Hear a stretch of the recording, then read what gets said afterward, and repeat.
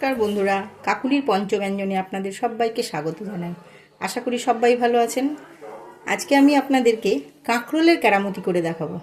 না, কেরামতি এমন কিছু না, আমি কাঁকরোলের একটা রেসিপি করে আপনাদেরকে দেখাবো। পনির আর নারকোলের পুরভরা কাঁকরোল। তো চলুন দেখে নিই কী কী লাগছে। আচ্ছা, আমি এখানে 6টা বড় বড় কাঁকরোল নিয়ে নিয়েছি। দেখুন 6টা কাঁকরোল আছে। হ্যাঁ, এবারে কাঁকরোলগুলো আমি কাঁকরোলের গায়ে থেকে কাঁটাগুলো ছাড়িয়ে আর ভেতর থেকে সব বের করে আপনাদেরকে দেখাচ্ছি। দেখুন বন্ধুরা, কাঁকরোলের কাঁটাগুলো ছাড়িয়ে আমি ভেতর থেকে সব বের করে নিয়েছি। কাঁকরোলের ভেতরের অংশটা আমি ফেলে দিইনি। এই যে দেখছেন, ভেতরের অংশটা আমি মিক্সিতে পেস্ট করে নিয়েছি। এটা আমি পুরের ভেতরে দিয়ে দেবো। কেউ চাইলে নাও দিতে পারেন, হ্যাঁ দিলে ভালো হয়। অংশটা ফেলে দেবো, ওই জন্য বেটে নিয়ে নিয়েছি আমি। চলুন এবারে কি কি লাগছে, আমি এই পুরভরা কাঁকরোল করতে কি কি লাগছে আমি দেখে নিই। তো দেখুন, পুরভরা কাঁকরোল করতে আমার কি কি লাগছে। আমি এই পুরভরা কাঁকরোলটা পুরো নিরামিষ করব। ওই জন্য আমি পনিরের পুর দিয়ে করব। ওই জন্য আমি নিয়ে নিয়েছি এখানে 1 বাটির পনির গ্রেট করে। এখানে 150 গ্রাম পনির আছে। আচ্ছা, নিয়ে নিয়েছি নারকোল বাটা 1 বাটি নারকোল বাটা নিয়ে নিয়েছি। আচ্ছা, লাগছে রিফাইন তেল, রান্নাটা রিফাইন তেলেই হবে। লাগছে অল্প ধনে জিরের গুঁড়ো, ধনে 1 চামচ, জিরের গুঁড়ো 1 চামচ। আচ্ছা, পুরের ভেতর দেবো আমি কাজু কিশমিশ। আমি কাজু কিশমিশটা কেটে নিয়েছি ছোট ছোট করে। লাগছে সামান্য হলুদ, আর লাগছে নুনটা আমি বরাবরই বলি যে যার স্বাদ অনুসারেই দেবেন। হ্যাঁ, আর নিয়ে নিয়েছি পোস্ত বাটা। এখানে 1 বাটি পোস্ত বাটা আছে। আচ্ছা, ফোড়নের জন্য লাগছে আমার জিরে, শুকনো লঙ্কা, তেজপাতা, আর লাগছে দারচিনি আর লবঙ্গ। তো চলুন রান্নাটা আমি এবারে শুরু করি। গ্যাসটা জেলে কড়াইটা বসিয়ে দিয়েছি। আমি প্রথমে পুরটা করে নেব। কড়াইটা গরম হয়ে গেছে, তেল দিয়ে দেবো।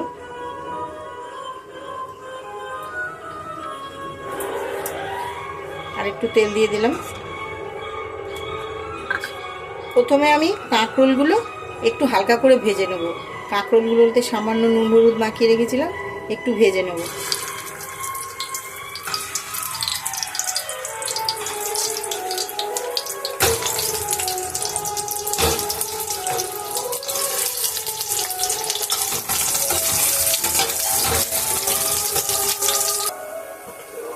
দেখুন কাঁকরোলগুলো আমার ভাজা হয়ে গেছে। এবার আমি তুলে নেব। এর থেকে বেশি ভাজার দরকার নেই, কারণ গ্রেভিতে একটু সেদ্ধ হবে। হ্যাঁ, এবার আমি তুলে নেব।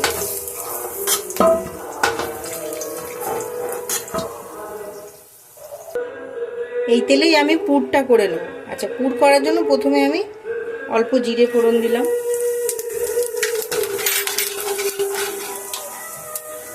তারপরে যে কাঁকরোলের ভেতরের অংশটা বেটে রেখেছিলাম সেটা দিয়ে দেবো।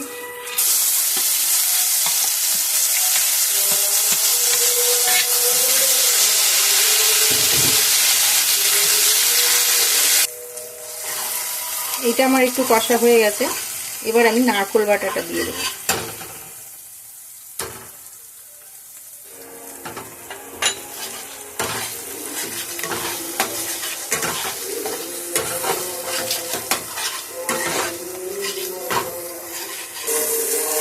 নারকোল বাটাটা দিয়ে একটু নেড়ে নিলাম। এবার দিয়ে দেবো পনিরটা।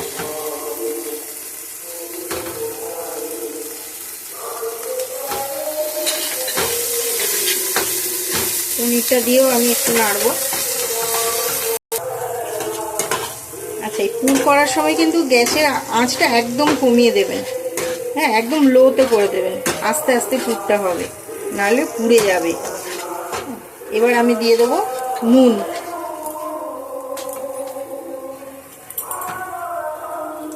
ছোট চামচের 1 চামচ নুন। আর দিয়ে দেবো হলুদ গুঁড়ো অল্প।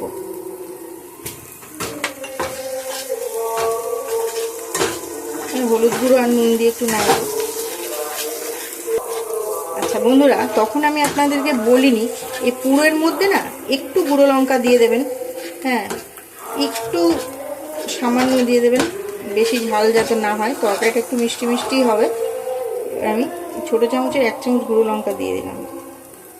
গ্রেভিতে আমি কাঁচা লঙ্কা দেবো, দুটো, বেশি না। এবার আমি 1 চামচ চিনি দিয়ে দেবো, 1 চামচ চিনি দিয়ে দিচ্ছি।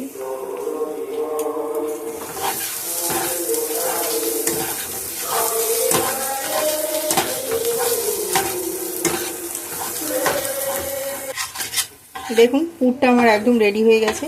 এবার আমি এটা নামিয়ে ঠান্ডা করে কাঁকরোলগুলোর ভেতরে ভরে আপনাদেরকে দেখাচ্ছি।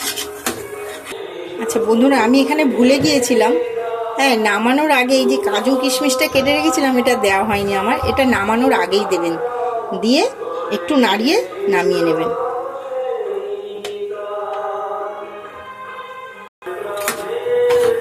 অল্প সামান্য নাড়া, একটু নেড়ে নিয়েই নামিয়ে নেবেন।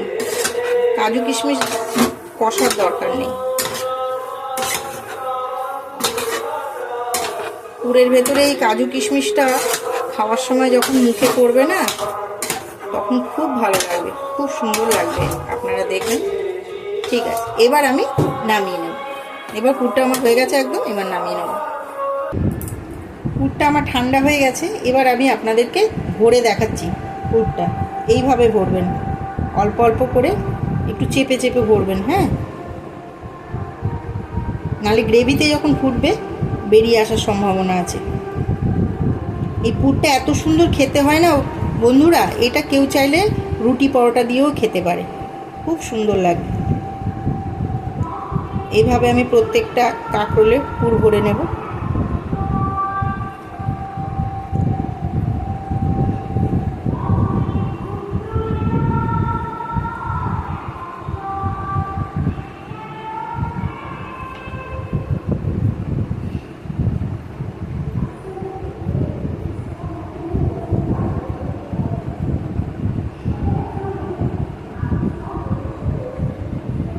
দেখুন এইভাবে আমি প্রত্যেক কটা কাঁকরোলে পুর ভরে নেব।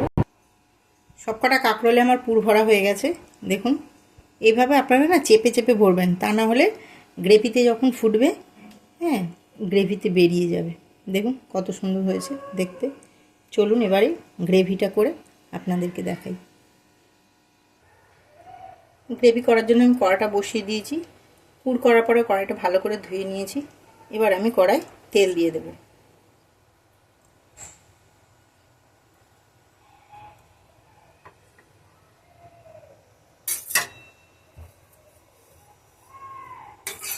তেলটা গরম হয়ে গেছে। ফোড়নে দিয়ে দেবো জিরে, একটা শুকনো লঙ্কা, দুটো ছোট তেজপাতা, দু টুকরো দারচিনি আর দুটো এলাচ ফাটিয়ে রেখেছিলাম, দিয়ে দিলাম।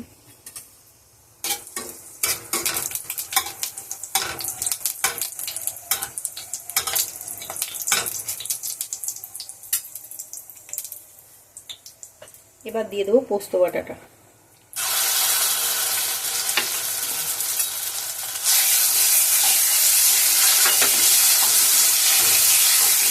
এখানে চাইলে কেউ আদা বাটাও দিতে পারে, আমি আদা বাটা দিই না। গ্রেভিটা সম্পূর্ণ আমার পোস্ততে হবে।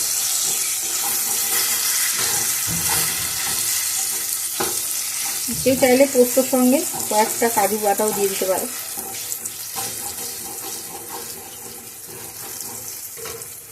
দিয়ে দিলাম জিরে ধনের গুঁড়োটা,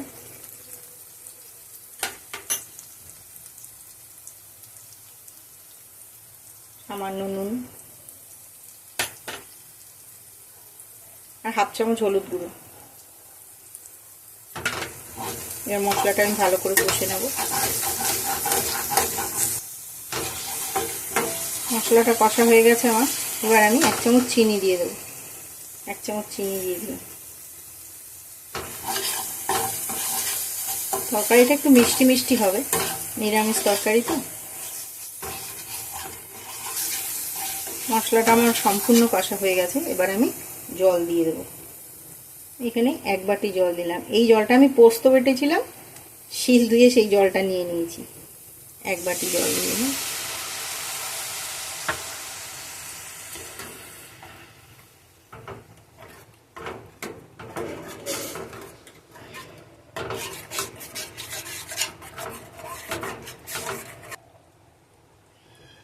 দিয়ে দিলাম আরও 1 বাটি জল।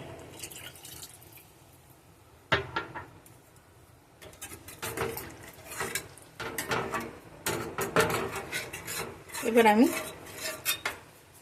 একটু ঢাকা দেব, ফুটে উঠলে তারপরে কাঁকরোলগুলো দেব। ঢাকা দিয়ে 2 মিনিটের মতো ফুটতে দেব।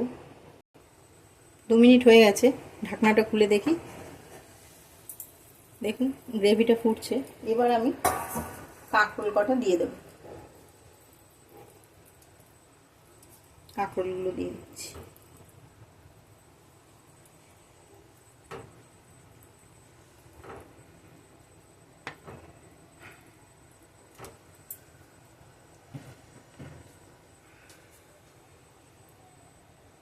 আর দিয়ে দেবো 2টো কাঁচা লঙ্কা।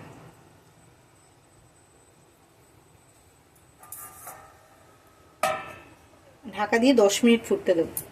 10 মিনিট পর আমরা দেখব খুলে কাঁকরোলটা সিদ্ধও হয়ে গেছে কিনা, গ্রেভিটা কেমন হয়েছে। 10 মিনিট পর ফিরে আসলাম। এবার ঢাকনাটা খুলে আপনাদেরকে দেখাই তরকারিটা কত সুন্দর দেখতে হয়েছে। দেখুন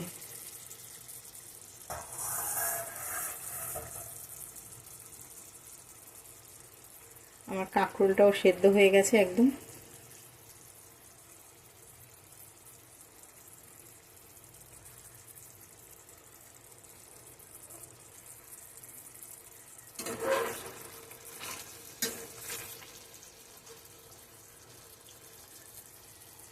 এবার আমি অল্প সামান্য গরম মশলা ছড়িয়ে দেবো।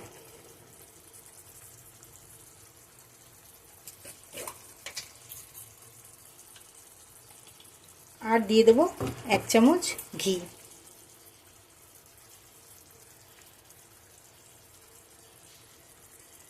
রান্নাটা সম্পূর্ণ নিরামিষ তো একটু ঘি দিলে খেতে ভালো হবে।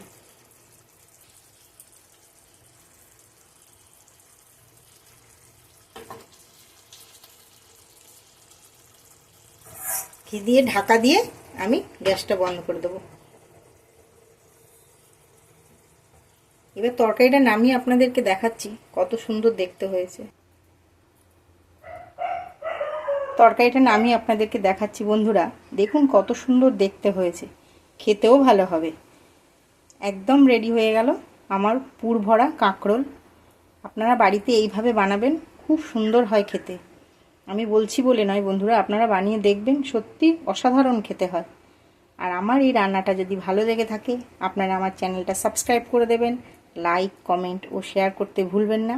আর এইভাবেই আমার পাশে থাকবেন। নমস্কার, ধন্যবাদ।